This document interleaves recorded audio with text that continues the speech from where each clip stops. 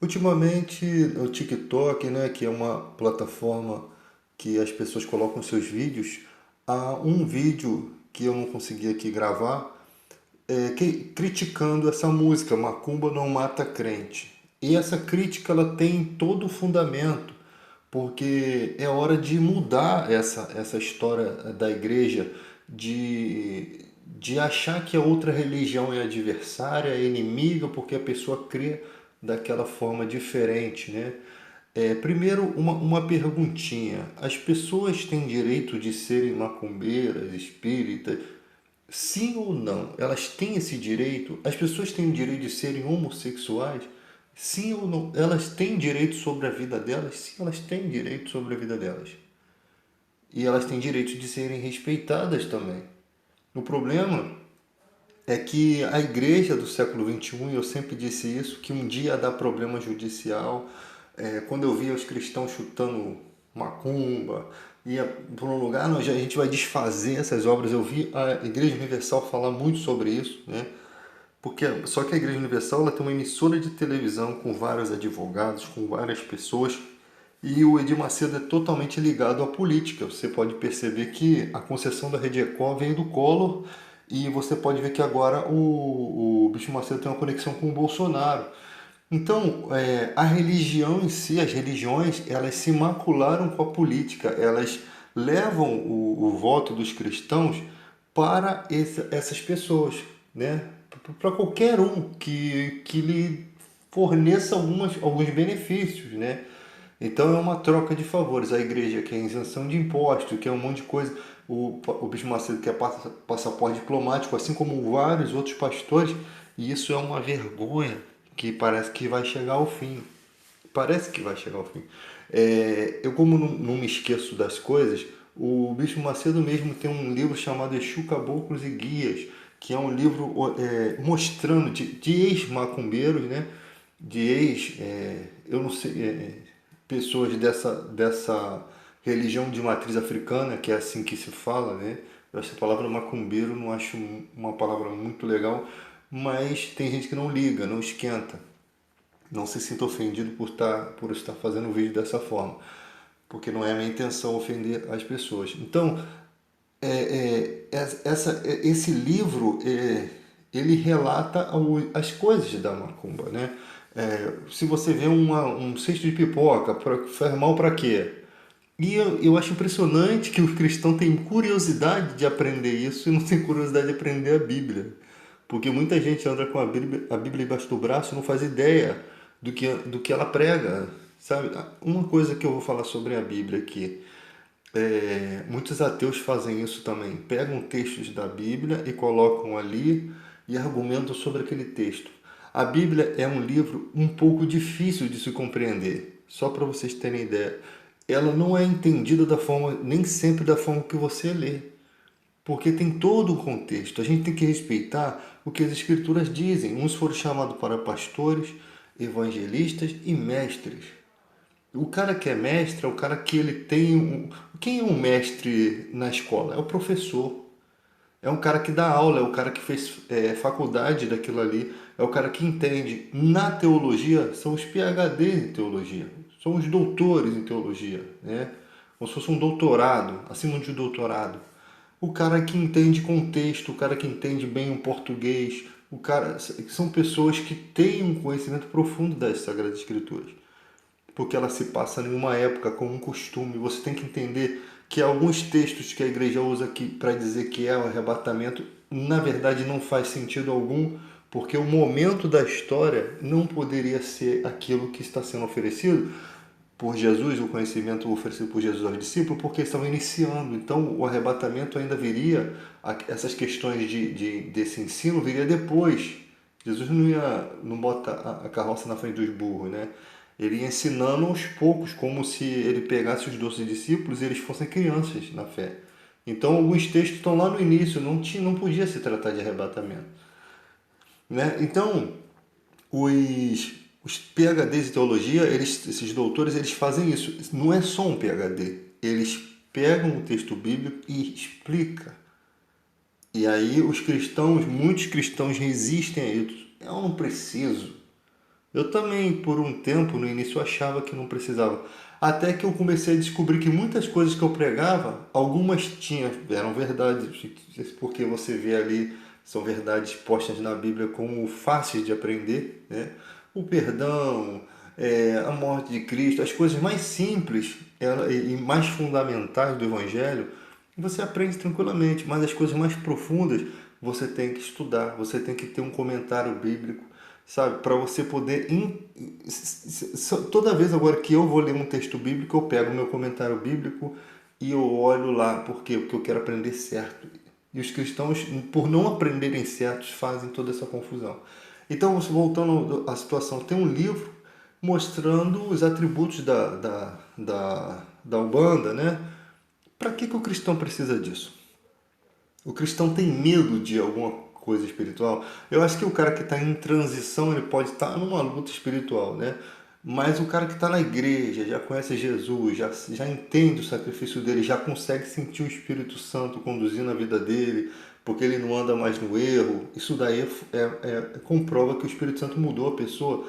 Porque se todo ser humano tem uma estrutura igual, como é que um cara bebe pra caramba e o outro sai da bebida? Entendeu? Como é que um cara cheira pra caramba e o outro sai das drogas? Então, essa mudança veio de dentro. Onde abundou o pecado, superabundou a graça de Deus.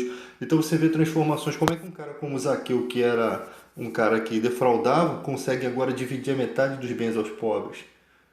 Porque onde abundou o pecado, superabundou a graça de Deus. A graça de Deus foi tão grande que inverteu os papéis.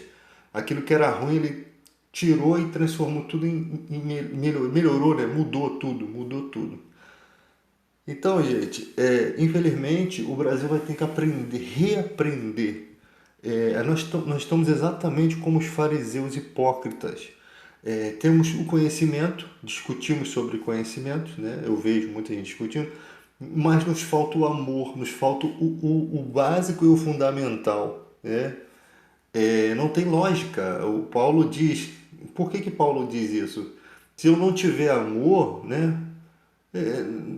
Não sou nada, o que adianta, né? Ele diz assim, ainda que eu entregasse o meu corpo para ser queimado, ainda que ele fala um monte de coisas, né? Que o resultado, se não acaba em amor, não tem significado, tá? Não é o resultado esperado do Evangelho. Então por que ele fala isso? Porque ele sabe que muita gente se esquece do amor. O cara começa a buscar sua vontade própria, ele começa a pregar para ser visto. O ser humano ele está cheio desse tipo de coisa. Tanto é que o Evangelho sempre tá tentando mostrar, ó, se quando você der esmola, não toque trombeta diante de si, né? Como fazem os hipócritas. Olha aqui o ponto que Jesus tem que ensinar a gente. Ele tem que mostrar pra gente quando a gente está fazendo uma coisa sem valor, quando a gente está fazendo uma coisa sem amor, né? Que a sua mão direita não sabe o que a esquerda fez. Ou seja, não toque trombeta diante de você, não busque a glória para você, mas é o que mais os cristãos fazem por conta da internet, muito mais ainda, né? Tem canais aí que, já falei sobre isso, 500, 600 mil inscritos, e os caras colocam um monte de profecias que não se cumprem nunca, né? Uma vez que errou uma profecia já não vem de Deus, porque nenhuma profecia ela é de particular elucidação, nenhuma profecia vem do próprio homem, ela tem que vir de Deus, se vem de Deus é infalível. Tanto que os profetas falavam, Deus me revelou. E muita gente, tu vê na igreja, que fala que Deus revela e não acontece. É muito difícil hoje em dia Deus, você falar uma coisa dessa com fundamento mesmo, com certeza de que realmente é Deus. Deus me revelou, é muito difícil. Até porque Deus fala pelo Filho, que é a palavra de Deus. Então, às vezes, quando Deus tem que tratar uma coisa com a pessoa, ele usa aquela pregação que você está falando ali, você nem faz ideia de como, às vezes, aquela pregação está servindo para mudar a vida de outra pessoa. Então, é assim que Deus fala, né? Enquanto a pessoa está meditando aquilo que você prega, o Espírito Santo está ali, ó, lembrando as coisas que ela tem para se consertar, o que ela precisa fazer. E tem gente que toma decisão a qualquer pregação, ela já acha que ela fundamenta a vida dela numa decisão, ela toma uma decisão a partir de uma pregação. Ela acha que aquela pregação tem tudo a ver com a decisão que ela tinha que tomar, e muitas vezes é uma decisão egoísta, muitas vezes é a vontade dela que está ali prevalecendo, e ela acaba tomando uma decisão, né, por conta, achando que aquela mensagem está vindo de Deus. E não é assim. Quando há uma dúvida, com certeza não é Deus. E Deus prepara tudo certinho. Não é assim dessa forma, né? Ah, eu vou abrir a Bíblia que o que Deus disser eu vou fazer. Não é assim que funciona. Então, com o tempo, você vai criando experiência e vai sabendo como que é a maneira certa. Isso daí, o Espírito Santo sabe ensinar. Não adianta que o pastor não vai saber ensinar isso. Tem muitas... Antigamente, as pessoas queriam ensinar as outras a orar em línguas. Aí ficava todo mundo mexendo a língua lá, balançando a língua, fazendo, tipo assim, achando que por meio da fé ela adquiriu o dom de línguas ali. Quando Paulo fala buscar os melhores dons, eu creio que seja com oração, com um comportamento digno, né? Eu creio que isso daí é o que faz com que os dons venham sobre a pessoa, né? A pessoa buscando a Deus, e Deus vai, como Jesus falou, o ramo que está em mim que der frutos, eu limpo para que produza mais fruto. Então, se o cara está ali dando fruto e a pessoa precisa do dom de línguas para poder glorificar a Deus e alimentar o seu lado espiritual, ele vai fazer, ele vai derramar esse dom. Eu acho que a forma de buscar é assim, não vocês ficarem igual os patetas, mexendo a língua no culto, esperando vir. Tá? Pode até ser que venha, sei lá, não sei se isso funciona, mas eu acho isso daí uma meninice, uma criancice. Eu acho que mesmo que você não receba o dom de línguas, tem outros dons muito maravilhosos que Deus te dá, que também te ajudam nessa parte. Então, se o objetivo é se encher de Deus, com certeza, eu acho que não precisa nem você fazer esforço, porque é dom. Eu acho que dom não precisa de esforço, eu acho que o esforço é você se voltar para Deus. Então, vem o dom sobre a sua vida, né? Então, as pessoas precisam dessas coisas. Então, no Brasil, o que nós vemos é a política e a religião misturadas, né? Esses grandes pastores aí, que tipo o Bispo Macedo, conseguiu a concessão da Record através do Collor, que foi aquele indivíduo que a gente conhece muito bem, e depois se aliou ao Bolsonaro, e o próximo a gente não sabe por quê. Os votos dos cristãos parece que são os mais fáceis que tem aqui no Brasil, são os mais manipulados. Porque se o líder deles falar, vote nesse, eles vão tudo como umas ovelhas com matadouro. Eles não têm senso, esse tipo de cristão, que eu também sou cristão, não tem senso crítico, não tem senso, não tem vontade pessoal. A Bíblia mesmo diz, você tem que ir pela Bíblia, conduzir ao rebanho, isso foi dito a Pedro, conduzir ao rebanho não como quem tem domínio dele, tá? Você não é porque o cara é líder de uma igreja que ele vai ter domínio sobre o seu voto, domínio sobre o seu dízimo, domínio sobre as suas ofertas, domínio sobre o que vai ser pregado. É um absurdo. O Espírito Santo não tem liberdade ali. Não pode qualquer pessoa pregar, sabe? É muito complicado. Eu acho que igrejas que têm medo de trazerem outro pregador é porque não quer que as suas doutrinas sejam confrontadas. Mas o cara que é de Deus, ele aceita o confronto.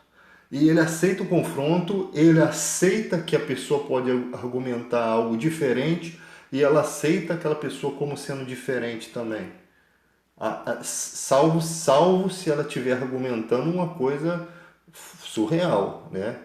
Agora, se ela está argumentando dentro de uma lógica, você vê que a pessoa também é homem ou mulher de Deus, mas que tem um tipo de pensamento, você faz como Paulo. Se você, eu considerei tudo como esterco em busca de 100%, né, da fé. Mas se alguém considera de outra forma, Deus vai dar o conhecimento, né? Deus vai dar o conhecimento. Outra coisa, igrejas que, caraca, pisa na cabeça do diabo. Uma vez eu perguntei para um cara se o demônio só era expulso se tivesse trilha sonora. Na hora da oração ali, os caras provocando, botavam um fundo musical igual do Exorcista, e as pessoas.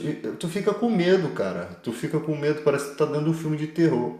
E os caras lá no teclado, tchan, tchan, tchan, tchan. E parece que o Jason vai aparecer em qualquer momento dentro da igreja e vai te saquear, porque É uma parafernália de bobeira que a gente vê. Eu perguntei pro cara, mas eu perguntei de deboche, né? Porque às vezes merece um deboche, né? Às vezes merece um sarcasmo. Eu falei, pô, o demônio precisa de trilha sonora para manifestar, sabe? E é umas bobeiras. As histórias que os caras contavam eram mentira e eram bobeira. Ou era bobeira e não era mentira. Cara, falando que tinha um terreiro de macumba na frente da igreja, que o macumbeiro veio desafiar ele e tacava pacotinhos de sal, né? Que é sal da igreja. E uma meninice, uma criancice, cara. Aí teve uma época, na igreja da Internacional da Graça, que o pastor não aceitava doença em cristão. Cristão não fica doente. E o que aconteceu? O pastor auxiliar tinha um aneurisma cerebral. Olha só que coisa. Esse pastor gostava muito dele. A gente fez uma viagem para São Paulo, para o Vale do Agabaú, e gostava muito dele. E imagina, o pastor principal pregando isso e o pastor auxiliar com aneurisma. Ele até faleceu jovem, com 20 e poucos anos, tá? Não vou citar o nome aqui.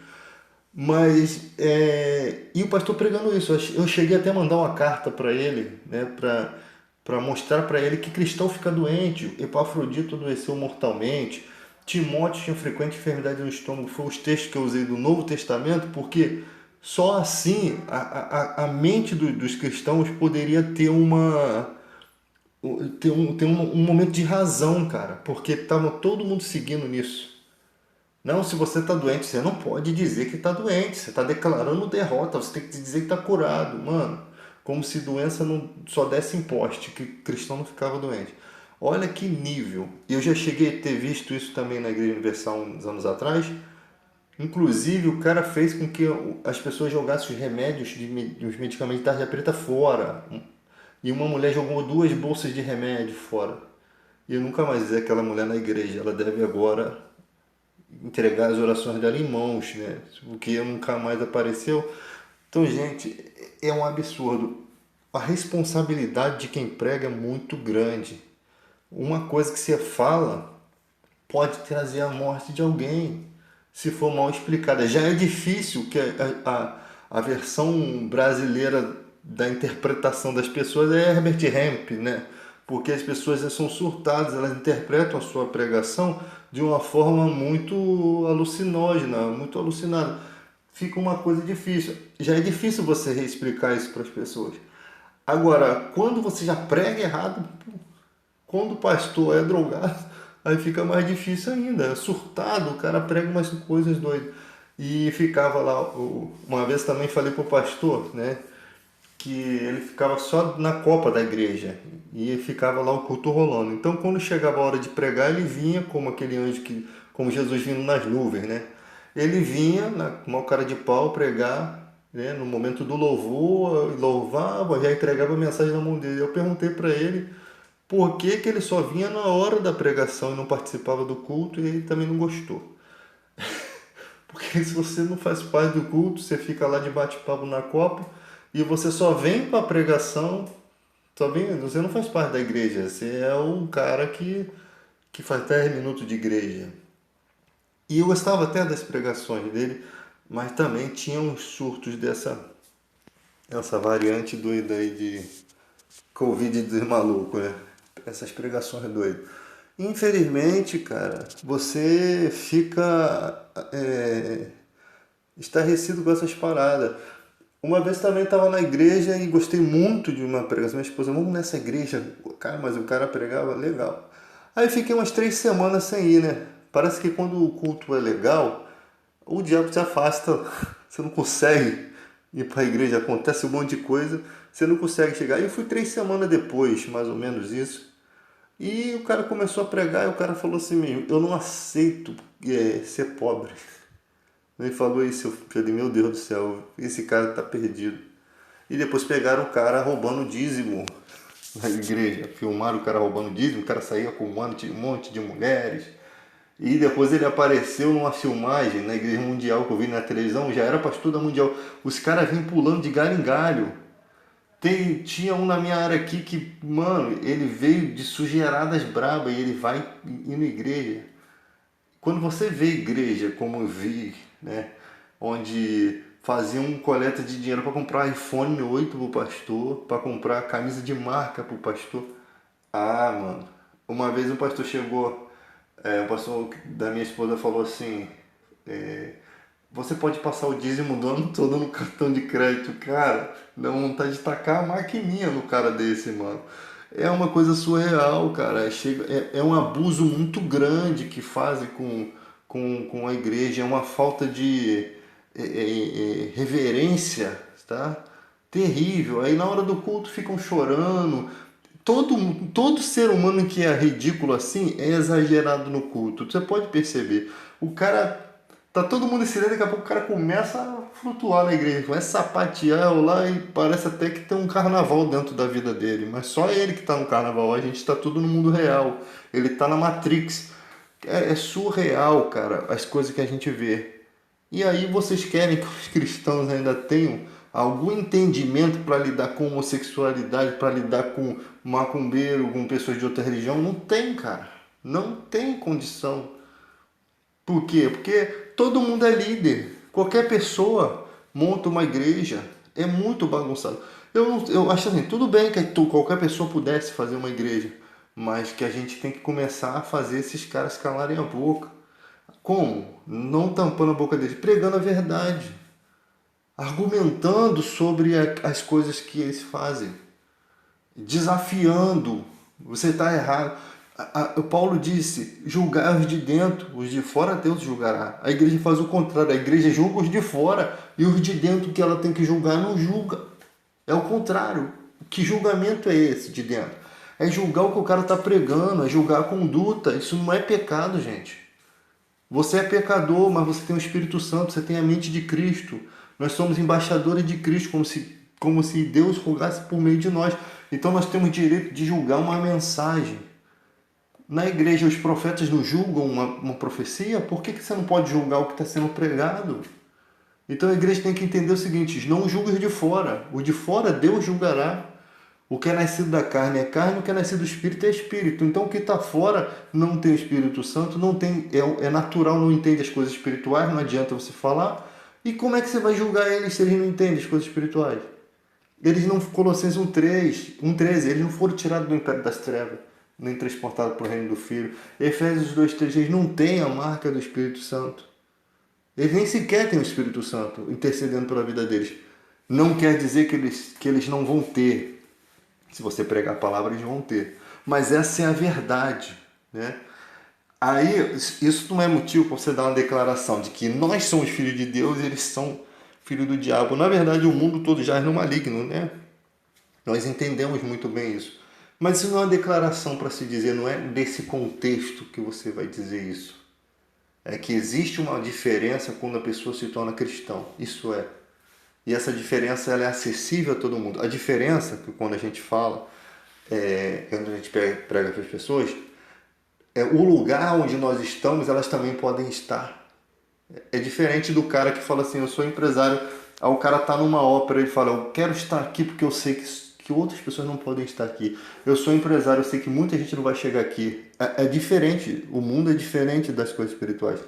Na questão de Deus, eu estou num lugar que qualquer pessoa pode ir e tem pessoa que vai mais à frente que eu, porque tem mais fé, ora mais. Tem gente que nem tem tanto conhecimento bíblico, mas tem temor em excesso. Às vezes você é um preletor da igreja, tem conhecimento bíblico miserável, assim, bacana, miserável, né? Que palavra feia. Bacana, mas aquela pessoa mais humilde da igreja, ela tem mais fé que você. Ela tem mais amor a Deus que você. Porque muitas vezes quando você está pregando, você está cheio de si, você está cheio de ego, você está cheio, não da graça de Deus, da desgraça do homem, né? Você está cheio da graça do homem, aquelas palhaçadas que você faz no culto. Você está cheio de si. E aquela pessoa ali não, ela está totalmente entregue na humildade. Ela, cada passo que ela dá, ela ilumina o espaço dela de luz. Então há uma diferença muito grande, né? E você que tem mais conhecimento, que tinha que estar mais à frente, como na questão lá, você vê Paulo, muito conhecimento, né?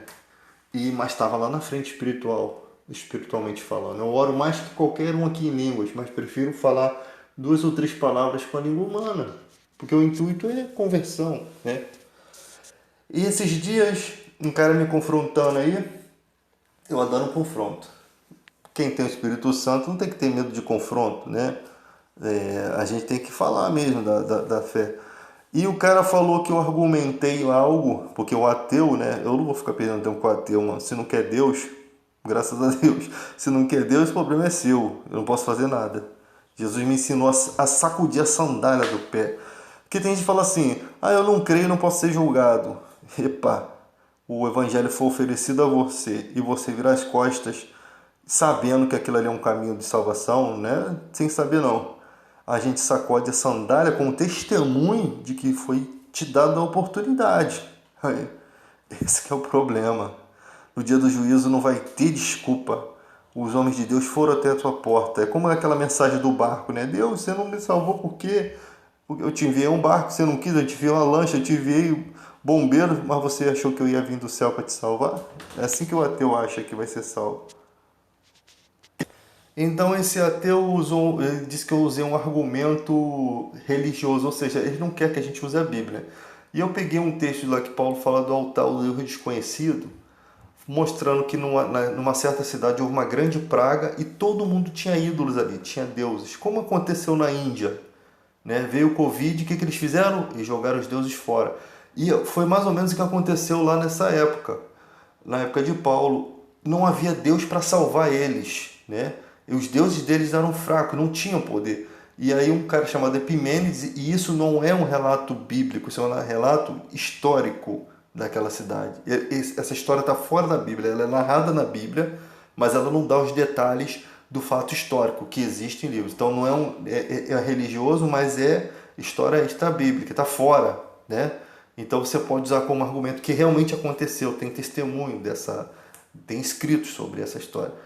Então, um cara chamado Epimênides, que era um filósofo, e Paulo conhecia muitos filósofos, né? Ele clama um Deus desconhecido, ele foi chamado para conversar com o povo, e ele, quem sabe existe um Deus maior do que o de vocês. E parece que esse cara tinha um contato com esse Deus, mas Deus não se revelava para ele como Deus, mas era um Deus que ele via que conduzia os passos dele, e é mais ou menos isso. Aquele povo começou a clamar o Deus desconhecido, que é o nosso Deus, e Deus fez a praga cessar. E por isso fizeram um altar sem imagem, porque eles não viam esse Deus. Eles não clamaram nenhuma imagem. E estava lá escrito ao Deus desconhecido. E diz também que em cada altar dos outros deuses, porque eles permaneceram na ignorância, né, voltaram, Deus se manteve desconhecido com a sua representatividade ali. E cada altar tinha uma homenagem a esse Deus desconhecido, como ele sendo reconhecido como o maior de todos. Mas ninguém o servia com oferendas, né? Porque ele não tinha imagem. Então o povo gostava mesmo da imagem. A idolatria está no coração do povo. E Paulo, quando vem, ele fala: eu passei entre o altar de vocês e vi um assim, assim, assim. Esse é o Deus que eu vos prego. Ou seja, como se Paulo estivesse jogando na cara deles. O Deus que eu prego foi o único que teve poder para salvar vocês. Quando vocês clamaram os deuses de vocês, é como se fosse isso, um tapa na cara, né? Como diz o ditado, para bom entendedor um pingo é letra. E é esse Deus que eu prego. E algumas pessoas se converteram, né? E aquele pouquinho, né? Você sabe que é como se fosse uma massa, né? Você bota um pouquinho de levedo ali, de fermento, e fermenta tudo. Depois começa o evangelho a crescer. Primeiro uma pequena sementinha de mostarda, depois cresce como a maior árvore, né? Então o reino de Deus é assim. Então aos pouquinhos Paulo usava essas coisas. Paulo entendeu que era Deus ali e usou. Então o cara, não, isso é livro religioso. Aí quebrou a cara, não é. É extra-bíblico. Eu fui lá e confrontei ele e ele não me respondeu até hoje. Estou esperando um argumento tosco que não tem. Tomara que ele tenha ido lá estudar a história, né? Pelo menos não perdi meu tempo à toa. Então, é isso que acontece. A gente argumenta. O cristão não tem que ser contra a ciência, contra as coisas descobertas, contra a física. Não, nós não somos contra isso. Nós somos contra a ciência tentar dizer pra gente que não foi Deus que fez o mundo, né? Outra questão são as questões sobre Adão e Eva, né? Tem gente que gosta dessas coisas. Eu não perco meu tempo, mas eu tenho que argumentar sobre isso.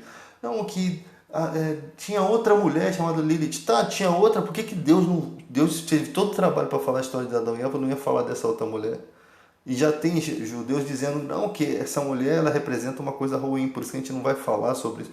Como se, deixando no ar como se Adão fosse um tarado, né? Ou tivesse um caso extraconjugal. Mano, não tem. A Bíblia fala, Eva é mãe de todos os viventes. Se tem alguma mulher depois para Adão, veio depois de Eva. Porque Deus não arrancou duas costelas de Adão, arrancou uma. Eva é mãe de todos os viventes. E de um só fez toda a raça humana. Tá no Novo Testamento. De um só homem fez tudo. Pô. Isso não é impossível para Deus, gente. Porque eu sempre falo, na questão bíblica, não tem como vocês entenderem, o cientista aceitar. Nós falamos de demônios, demônios não se veem. Jesus falou de demônios, Jesus falou de legiões. Nós falamos do poder do nome de Jesus. Para ele, Jesus nem existe ou não vive, mas o nome materializa Jesus. Até o dia que tiver um filho endemoniado, vai ver que o nome Jesus funciona. Outra briga ridícula. Não, o nome de Deus é Jeové, Jeová, José, Jerônimo. Cara, é uma palhaçada, mano. Se você Deus que confundiu as línguas. Então ele sabe, se Deus se chama José, ou Jeremias, ou Raimundo em outro país, ou vou falar nem o nome de Deus, vou falar o nome de Jesus, né? Em outro país é Raimundo, eu te expulso em nome de Raimundo, o demônio vai sair, porque lá naquele país Jesus é Raimundo, o nome de Jesus é Raimundo, e ficam nessa briga. Cara, é uma coisa ridícula, porque enquanto tem essa briga, as pessoas estão morrendo sem Jesus. É uma briga tão ridícula, e ficam gente brigando por contextos bíblicos minúsculos, que tipo assim, não vai fazer diferença nenhuma no seu conhecimento, não vai fazer. Não, mas aqui tem uma vírgula, não é um tio, é uma vírgula, não é um tio, daqui a pouco vem um e fala que é um travessão. Não tem, cara, umas brigas meio doidas, sabe? E ficam ali, brigando. Aí você vai ver a vida do cara, já largou, já tá na terceira mulher. Tipo assim, aquela briga não tá fazendo efeito nenhum na vida espiritual dele, não faz. Porque não tem força contra a sensualidade humana, não tem força. Não é aquilo que é o reino de Deus, né? E os caras vão brigando. E eu sempre falei da vergonha que há o Brasil em relação a esse negócio de pedição de dinheiro. Tem que acabar com isso. Isso tem que acabar, sabe? Eu acho até que as igrejas sérias deveriam parar de cobrar. Não quero nada, tipo assim, de obrigatório. Se a pessoa quiser dar suas ofertas, vá. Se a pessoa quiser dar o seu dízimo, dê. Mas que não tenha mais nada. Eu, sinceramente, eu sou a favor de uma igreja do século XXI que as pessoas botassem o gasofilácio lá e ofertassem o que quiser. Mesmo como a igreja católica fala, chama de esmola, né? Esmolas, traz aí suas esmolas. Você só pode dizer, pode até dizer, né, que Jesus olha a maneira com que você oferta. Principalmente você que é rico, né? Não é capaz de parar o teu carro para dar um lanche do McDonald's para alguém, né? Não é capaz. Quando faz, mano, tipo assim, quando tem gente que tem tanto dinheiro que quando vai dar alguma coisa, dá a batata frita que ele não quis, que já tá gelada, né? A batata frita tá com 3 casacos de frio e ainda deve estar com Covid-19 no dia de hoje. O cara vai dar aquilo que ele não quer, o resto daquilo que ele não quer. Eu não estou falando que você não pode dar uma coisa que seria jogar fora, né? Tipo assim, às vezes você não quer jogar fora porque é alimento, você dá, tudo bem. Mas eu estou falando de gente que só tem a capacidade de fazer isso. Pelo próximo ainda sai alegre, tocando trombeta diante dele, como se ele fosse a pessoa mais especial do mundo, sendo que não vale um centavo. Aquilo não tem valor algum, né? Porque amar o próximo é uma obrigação. Amar o próximo é uma dívida que nós temos, porque Cristo nos amou primeiro. Então, amor ao próximo é uma dívida e tem que ser um amor ardente. Amar o próximo como a ti mesmo. Ou seja, você quer comer uma batata congelada? Você quer uma roupa velha com a marca de ferro nas costas? Se você quer, você dá uma igualzinha para o seu semelhante. Mas se não, você compra uma igualzinha que você compraria para você. Tá? Aí a pessoa fala assim, vou fazer umas compras para você, tá? Vou te ajudar. Aí as pessoas falam, pô, legal, cara, ajuda, qualquer ajuda é bem-vinda, né? Quando uma pessoa não tem dinheiro, ela vai comprar, ela no mercado vai comprar as coisas de uma qualidade inferior, você entende, a pessoa não tem dinheiro. Mas quando a pessoa tem dinheiro e a pessoa compra as piores coisas, sabe aquele biscoito com gosto de madeira, mano? Cara, tipo assim, foi doado, beleza, ninguém tá falando isso. Mas não foi dado com tanto amor. Porque quando é com amor, mano, é muito mais maneiro, é muito mais gratificante. E tem gente que tá difícil de aprender isso. É, eu tô falando demais, daqui a pouco vão me banir do YouTube. Então fica com essa bagunça, né, de hoje, que amanhã tem mais.